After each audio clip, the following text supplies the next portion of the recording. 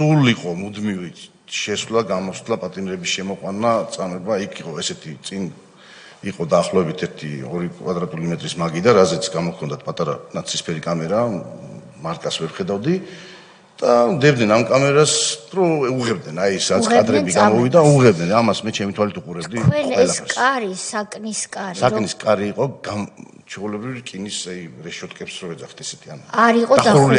ანუ თქვენ ყველაფერს ხედავდით რა ხდებოდა გარეთ. აი ეს რო გითხრათ რა. შეგენებულად ყავდი მაგის მან რო ეს ამისთვის მეც კი რა. სამი ცვლა იყო. სამი ცვლა იყო. ნუ ყველა ცვლა აკეთებდა იმას რაც ხდებოდა, ყველა ცვლა იღებდა ამ წამებაში მონაწილეობას. არა ჰქონდა რანაირი მნიშვნელობა. მოხუცი იყო, ახალგაზრდა იყო, რა მუხლით იყო დაჭერილი, ავარია შემთხვევითობა მოუვიდა, ძალადობრივი მუხლით იყო, აბსოლუტურად ყველას ცემდნენ. შემოსვლა და იქ არც სახეს და გვარსაც არ ეკითხებოდნენ ჯერ. პირველი იწყებოდა ცემით. ამას უყურე როგორია ახლა, ხო? ამდენი ხნის განმავლობაში. უკვე ჭკუაზე ვერ ვიყავი. კაცი ერთხელ მიაბეს ადამიანი. მან თურმე არ ვიცი, მე რამდენად მართალია, ოღონდ საგიჟეთი ყოფილა თავის დროს, თუ რაღაც მაღაზია იყო გათვლილი ეგ შენობა და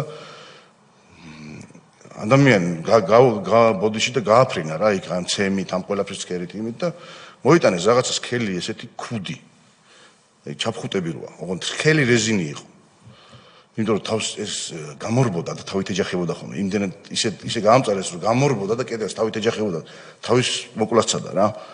იმის მაგივრად ვეხოცებოდი ხალხურ ექიმი მაინც მოუყანეთ მითხარი რაღაცა ქენიდან რაღაც ამალი დაალენეთ იგდება ყურს და იმის მაგივრად რომ ეშველათ ეს ადამიანი ეგეთივე საკანი იყო ჩემს წინ და ზედმიაბეს კარებს ხელბურკილებით დააბეს და 24 საათი იყო ადამიანი ეგრე მიბმული და თავზე ეს ჩაფხუტი ჩამოაფარა ესო კიდე თავი არ დაიზიანოს არ მოგეს და ესე გადაობდნენ ბოდიში და ერთობოდნენ რა უამრავ რამ ეგეთ რამეს უყურე 15 დღე და ღამის განმავლობაში პირადად მე